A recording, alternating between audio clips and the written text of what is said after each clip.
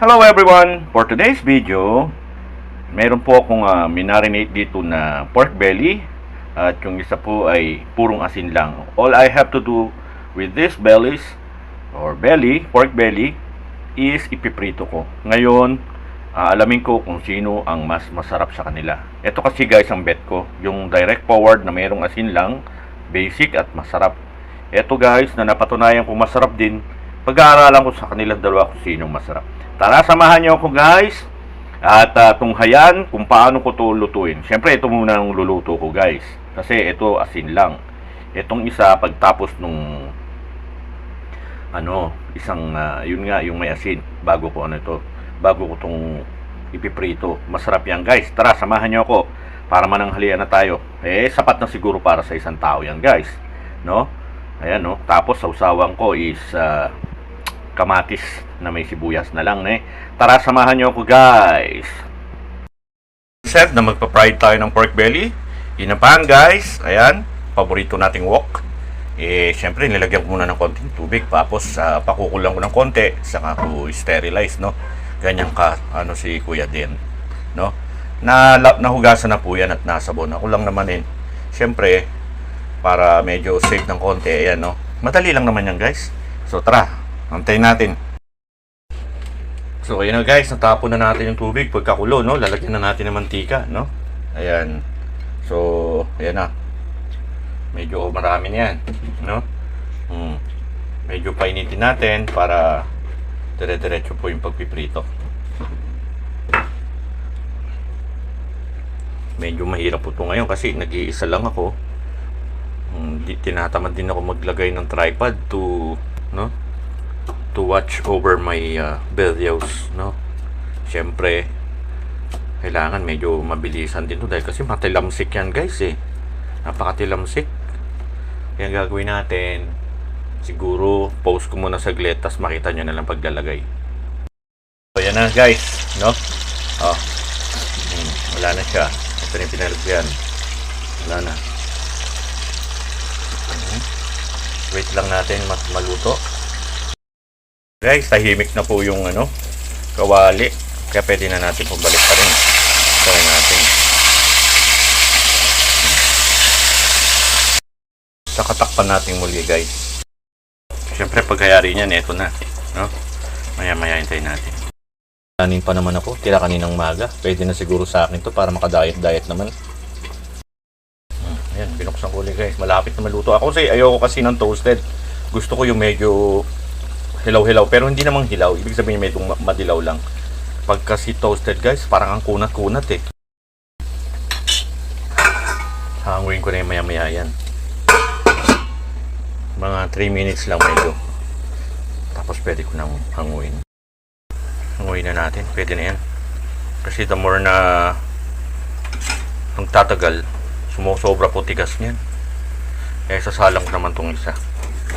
Ito matilamsik din guys. Ingat kayo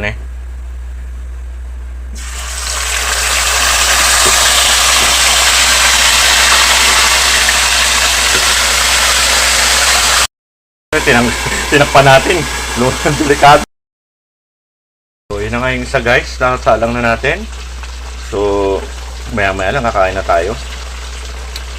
Maya from time to time guys, medyo check nyo kasi pag nasunog po yan, medyo mapait po, no? It gives a tangerine taste, no? Kaya kailangan pakilaman nyo. It needs some human intervention, no?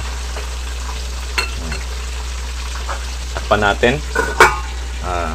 Nagugutom na rin talaga si Kwedan. Ayun na, umuwi na natin. Kaya nakita mo meron na ngang parang burn doon sa gilid. Mapait po kasi yon. Yun lang ang may preference ko, no?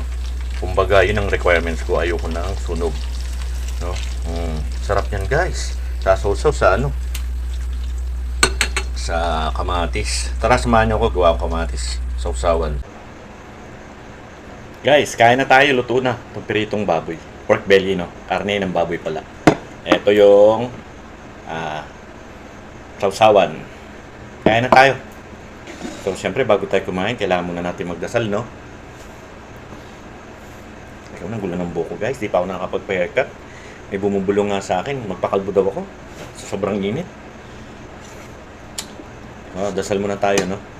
Heavenly Father, thank you very much for the food that I am about to eat today. And please sanctify and bless the food, Father God. Pakibasbasan po at maging banal upang maging kalugod-lugod at maging kalakasan ng aking katawan. Ng aking lupang katawan. In Jesus' name I pray. Amen. Thank you very much. Gutom na si Kuya. Maaga pa lang kasi, dami ko nang ginagawa. Tara, kayo kumain na ba kayo? Nagkape lang ako kanina, hindi ako nagpun eh. Buti may natira pang kanin.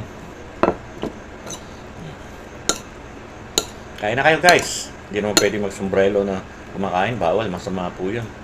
So shoutout nga po pala sa mga followers ko dyan, no? Bukas, botohan na. Malalaki na siguro yung baon nyo. Excited kayong pumirma niyan, no? So, syempre, vote wisely. Piliin lamang po yung talagang alam nyong makakatulong po sa nasasakupan nyo sa barangay. At syempre, dun sa mga high-ranking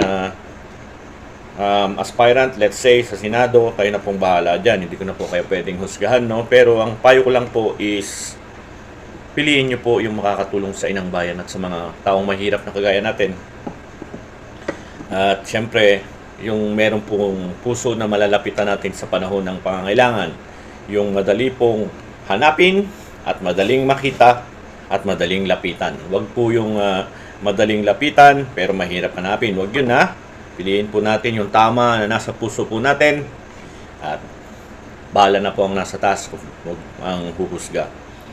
Thanks for watching. See you on my next video. Rock and roll. Hindi po ako namumulitika. Nagpapaalala lang. No, nagpapaalala lang po ako sa inyo, eh.